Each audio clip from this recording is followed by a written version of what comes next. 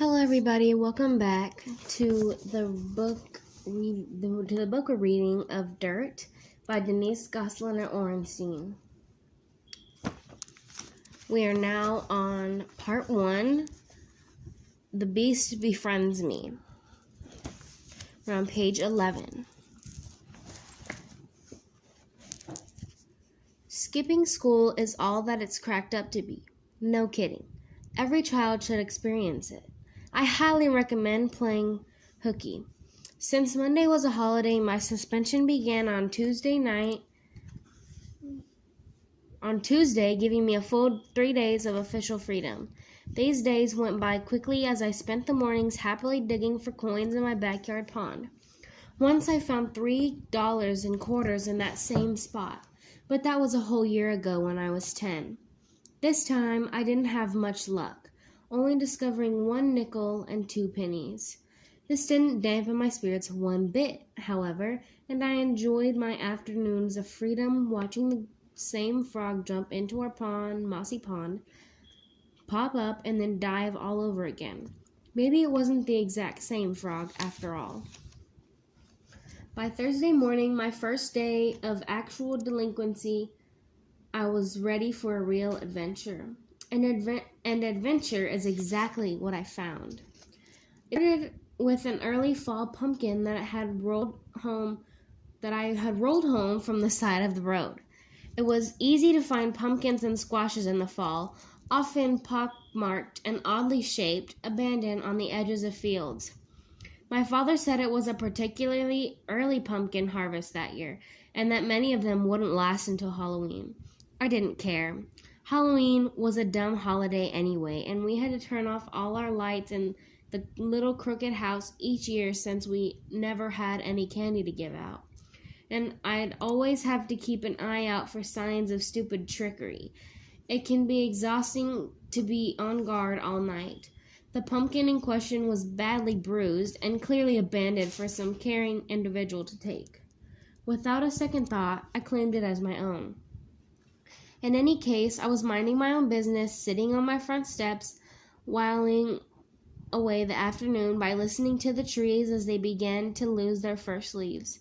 My rescued pumpkin rested its misshapen back against the top step, and I proceeded to poke at it with 2 fingers. I watched as the yellowy orange fell open at my touch. The pumpkin smell was sweet and sour at the same time, making me both hungry and somewhat sick to my stomach. Overhead, the clouds went dark, and before I knew what was what, a trickle of warm raindrops turned into a steady beat. The rain grew stronger and stronger, the wind blowing hard, but I just sat there, enjoying the water streaming down over my head, watching the old pumpkin disintegrate in the heavy storm, and feeling my hair whooping all over the place like a big red bird diving for food. Sometimes a good rainstorm is just what the doctor ordered, and the wetter I got, the happier I felt.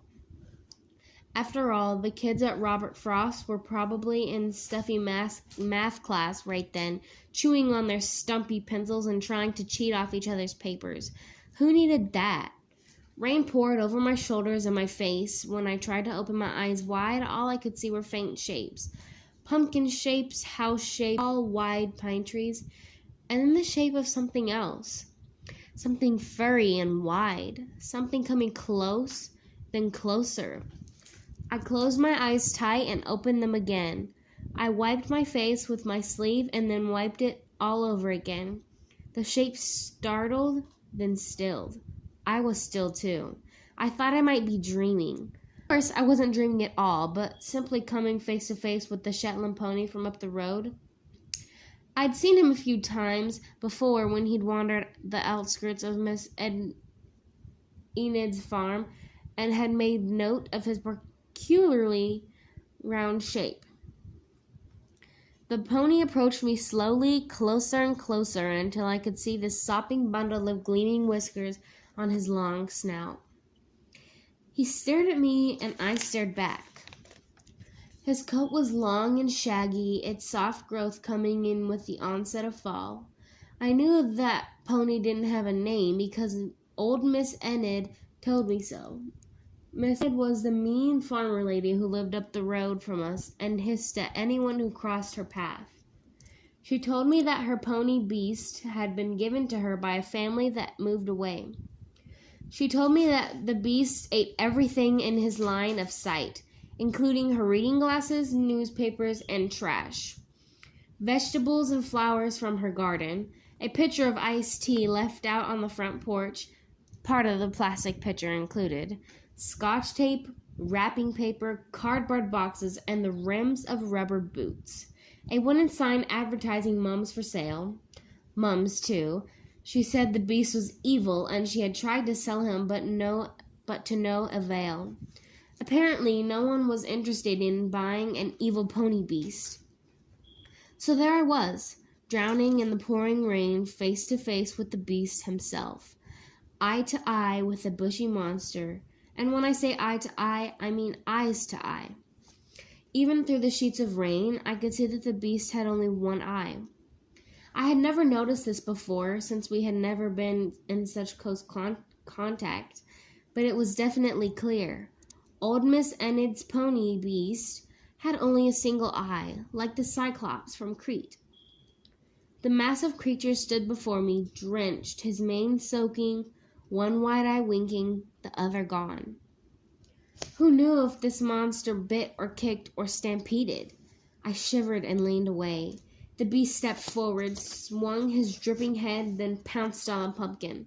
Before I knew what was happening, his whole face disappeared into the soft orange skin. Then it emerged. There was a pulp dangling from the Beast's long red pony whiskers. I couldn't help but laugh, but then I stopped. What was a girl to do? How would the Beast find his way home? And how could I let cranky Miss Enid know that he was right here in my own front yard? As usual, my father was dead asleep in his bedroom and there was no one else around. Pony Beast, I whispered inside my head. Go away. Go home. He didn't move, but nudged his big head closer to mine. I could see where the one eye might have once been, an eerily blank socket instead of a pupil and lid. The Beast stank like nothing I had ever smelled before, and I sneezed.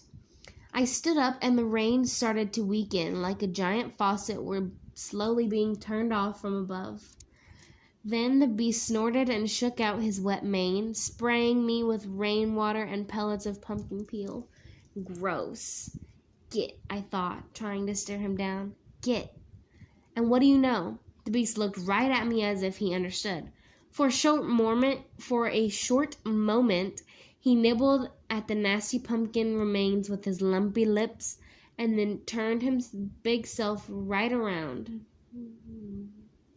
I watched as the pony trotted off, his long yellow tail trailing behind like a flag of some kind. A pony flag representing the country of pony beasts. A world of pony beasts who ate pumpkin and only had one eye. A stinky present graced my front walk as the Beast traveled toward home, toward the pasture where Miss Enid didn't even know his name. An hour later, he was back, and to my surprise, he continued to visit me all through the day into the evening, even after the pumpkin was gone and I kept shooing him away. In fact, I couldn't seem to get rid of this strange, stubborn creature. I spied his dense shape from far off, then the heavy sway of his head and body as he slowly trotted forward. His trot was slow, as if he found it difficult to move at all. And no wonder, this Shetland pony wasn't just plump.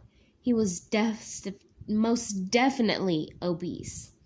His coat was a reddish-brown, his muzzle darker as if dipped in chocolate, and his mane and tail were light yellowy blonde, close to white. He might have been a more attractive pony if his mane wasn't so matted, and if he wasn't covered with dust and mud. Dried grass and hay, remnants of tree branches and bits of bark. During one of his visits, I found a long blue feather stuck to his rear, and on the next a wad of bubblegum on his left hoof. The pony was short, very short, probably no taller than 4 feet at the rump, including his large head. I knew this because I could almost see over his ears, and according to the measuring stick I kept in the bathroom closet, I was 4 feet 9 inches.